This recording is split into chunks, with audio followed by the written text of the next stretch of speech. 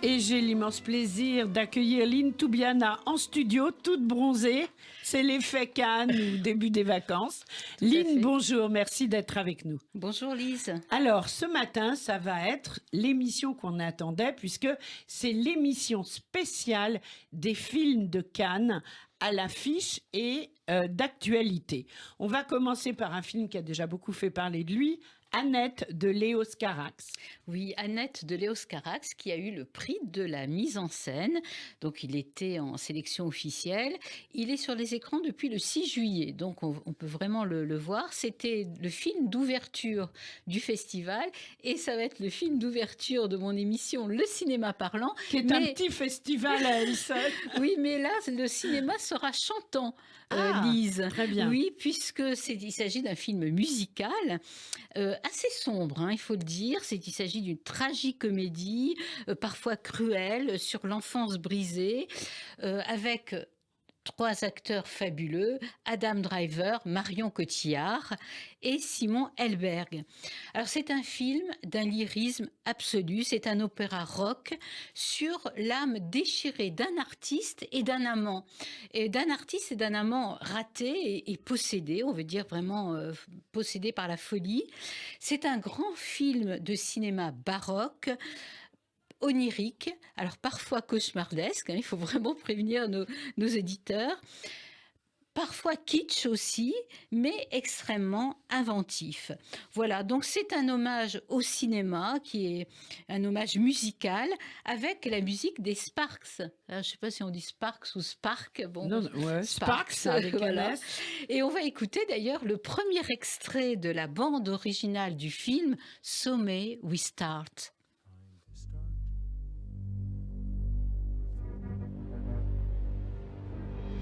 One, two, three, four.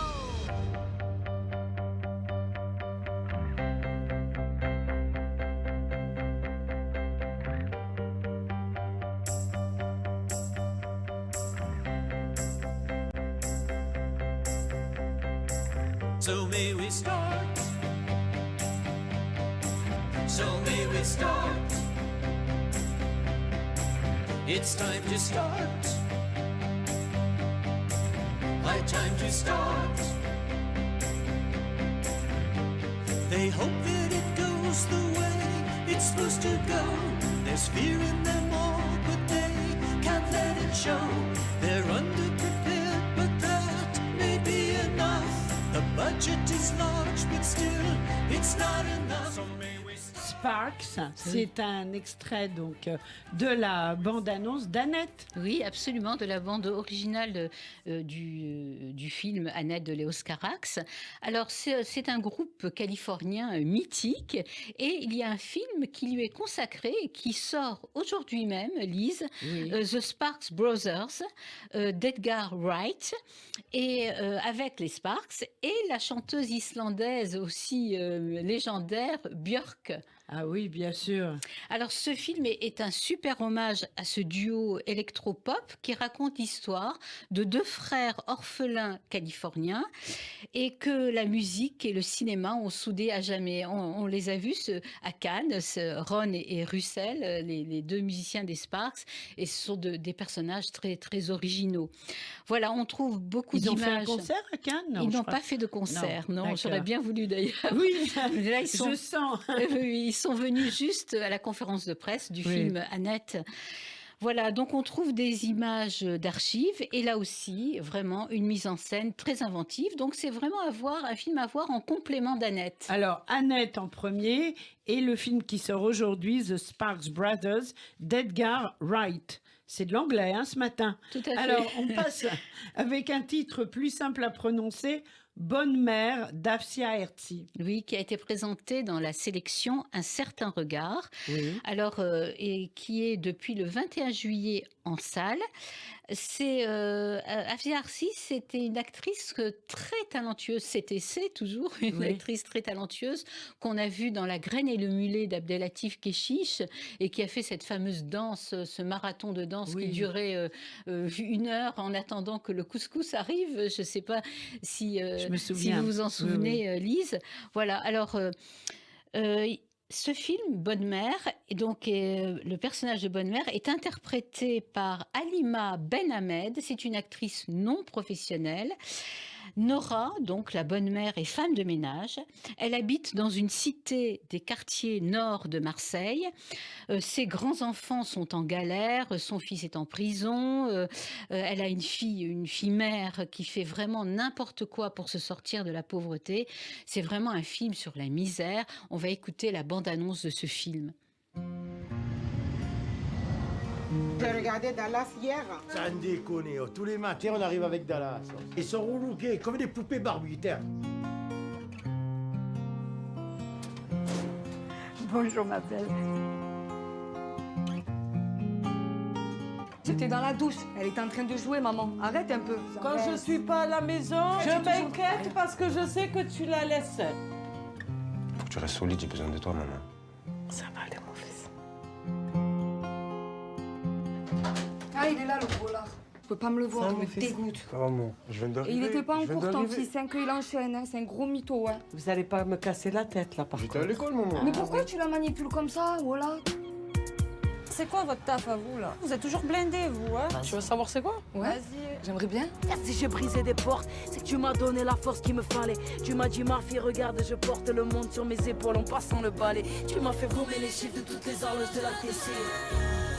Hé, maman, s'il te plaît. Ça va pas durer. Je vais partir, je vous abandonne.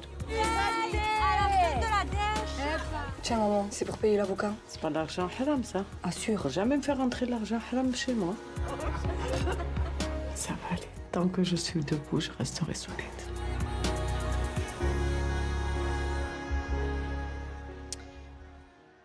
Très émouvant, hein. Oui. J'étais en train d'écouter avec beaucoup d'attention. C'était donc la bande-annonce de Bonne Mère de Afsia Herzi. Oui. Alors, Cette bonne oui. mère, oui, c'est vraiment le... elle est dévouée, c'est Elle incroyable. est dévouée, hein. c'est un personnage qui doit rester debout, effectivement, pour affronter tous les problèmes de sa famille. C'est le portrait, en fait, d'une mère courage qui se bat au quotidien pour ses enfants.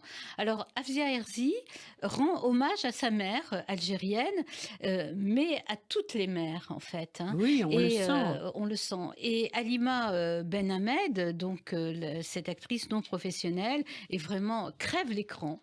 Comme Sonia Zeroual dans le film Fatima de Philippe Faucon. Fatima qui était aussi le personnage d'une femme de ménage et ce film a eu des tas de Césars. Voilà, c'est donc le deuxième film de Afsia Herzi. On sent qu'elle a été à bonne école avec Abdelatif Kechiche, hein, Mais oui. puisqu'elle a joué beaucoup dans ses films. C'est un très bon film naturaliste, vraiment criant de vérité, de justesse, sur la misère, mais sans être misérabiliste. C'est un film plein d'humanité et plein d'amour pour les mères. Toutes les mères, de quelque origine que ce soit. C'est un coup de cœur, j'ai Un l'impression. coup de cœur, tout à fait. C'est vraiment un film magnifique qui a fait beaucoup parler de lui au Festival de Cannes. Et puis, il était dans la sélection Un certain regard.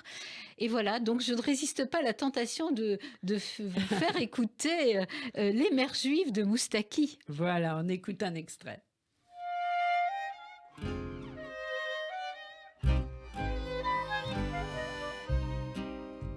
Mon fils, tu as mauvaise mine.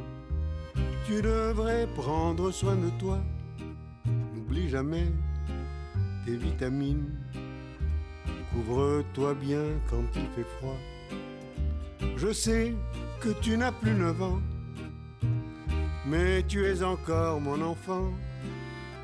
Elles sont toujours sur le qui-vive, les mères juives. Je crois que tu fais trop de sport. On dit que ce n'est pas très sain, c'est dangereux, tous ces efforts. En as-tu réellement besoin? Je sais que tu n'as plus 15 ans, mais tu es encore mon enfant. Elles sont inquiètes et émotives, les mères juives. Moustaki, les mères juives. Inquiète et émotive. Voilà. Je crois que ça correspond parfaitement. C'est nous, C'est voilà. nous. Il n'y a pas de doute. On assume. Il avait tout compris. Alors maintenant, on va parler des films de Cannes sortis en août. Oui, alors on ne va pas quitter les quartiers nord de Marseille avec un film qui était hors compétition à Cannes, et c'est un film qui va sortir le 18 août, BAC Nord de Cédric Jiménez. Alors, la BAC, vous savez ce que c'est, Lise? Oui. Ce sont les brigades anti-criminalité. Alors, avec un casting aussi très, très, très bon, Gilles Lelouch, Karim Leclou, François Civil. Alors, nous sommes donc en 2012, comme je le disais, dans les quartiers nord de Marseille, là où le taux de criminalité est le plus élevé de France. Et la police de terrain, la BAC, a vraiment du fil à retordre avec les jeunes de la cité, leur trafic de drogue. Et parfois, la police elle-même se fourvoie dans l'illégalité et le système judiciaire peut se retourner contre elle. On va écouter la bande-annonce de ce thriller policier. Tu sais quoi, on sert à rien.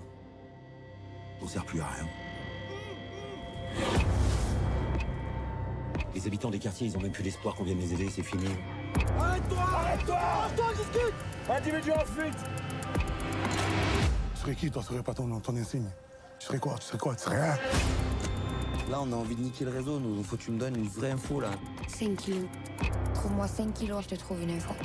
C'est impossible. Cette cam est enregistrée. Fais comment, nous, là? Arrangez-vous, je sais pas, je veux pas savoir. Pourquoi je devrais risquer ma carrière alors que personne nous donne les moyens de travailler? Il faut arrêter avec les cités, tout le monde s'en branle. Le préfet, le premier, veut juste faire la une du journal pour faire le beau. Tu veux devenir officier? Fais cette opération.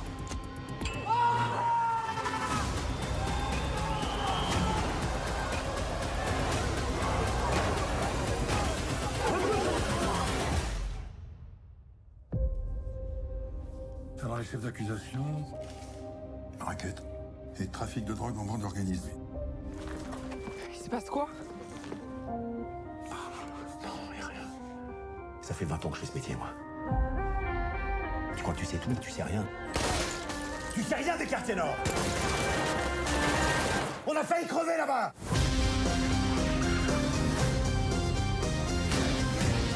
Toi, tu rentres chez toi, tu risques rien. T'as ma parole.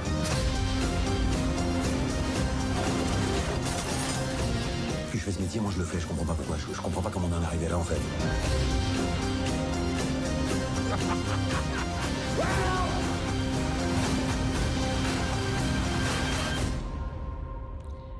BAC Nord de Cédric Jiménez. Lynn. Alors c'est un super polar spectaculaire, hein, très maîtrisé, très efficace, qui est vraiment dans la lignée du polar français, on va dire, de Costa Gavras ou de Melville. Voilà, ce sont vraiment des références, des bonnes références. Il faut savoir aussi que l'histoire de ce film est inspirée par un scandale qui a eu véritablement lieu en 2012 au sein de la BAC, hein, au sein de cette brigade anticriminalité de Marseille, où 18 de ses membres avaient été différés en correctionnel pour trafic de stupéfiants et raquettes.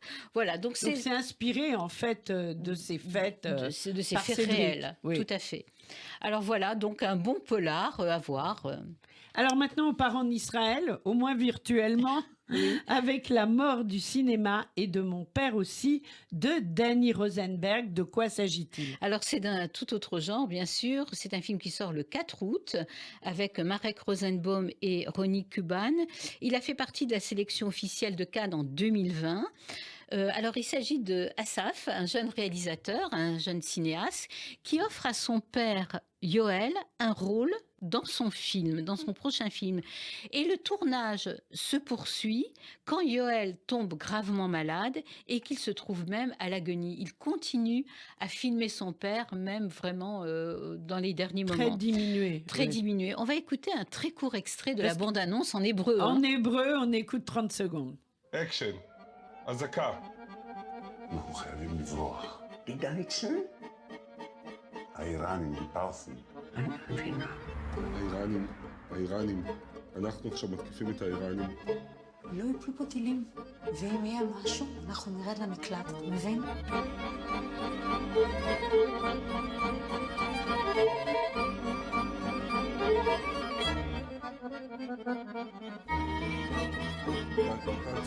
תעצרו רגע, שנייה. לא מתחבר, זה מהיר מדי. צריך משהו יותר עדין. תחשוב, מישהו הולך בשקט, בגשם, לאט. אתה שומע? לא שומע כלום. מה קורה, אבא? הכל בסדר. יש לי רעיון לסצנה חדשה, מאוד יפה. Alors, il s'agit d'alerte, d'abri, d'aller dans les abris d'Iraniens. Tout à fait. Alors, dans ce film, la vie de famille est présentée comme conflictuelle et il y a en plus cette toile de fond politique sous forme d'une menace imminente de guerre avec l'Iran. Oui. Et voilà, alors, comme dans beaucoup de films israéliens, la sphère intime et privée se mêle aussi à la sphère publique et politique, comme dans le dernier film de Nadav Lapid. Oui. Voilà, dont d'ailleurs Danny Rosenberg se sent très proche. Je crois qu'ils ont même coécrit le scénario de ce film. Voilà, un film dans la même mouvance que le cinéma de Nadav Et donc, Lapid. il sort fin août ou mi-août? Alors, il sort le 4 août. Le 4 août, début août, voilà. Donc c'est bientôt. D'accord, La mort du cinéma et de mon père aussi, de Danny Rosenberg. Alors maintenant, Lynn, on veut toute la vérité. Vous avez fait preuve d'une objectivité, vous avez partagé tout ce qui s'est passé à Cannes et vraiment, on a vibré avec vous et on vous en remercie.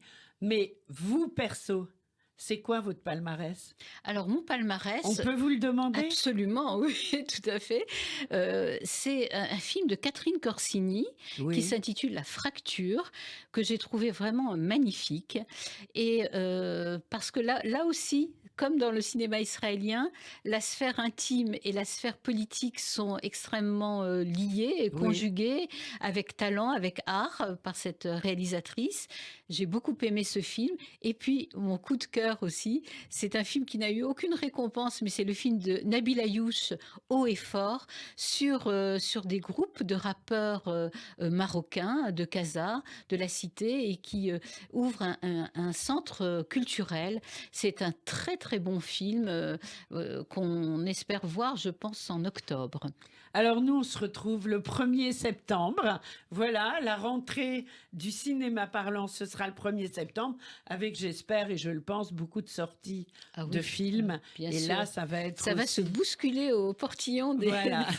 des salles de cinéma. Eh bien, merci d'avance. Bon été, bonnes vacances, Lynn. Et on se retrouve le 1er septembre. Au revoir. Au revoir.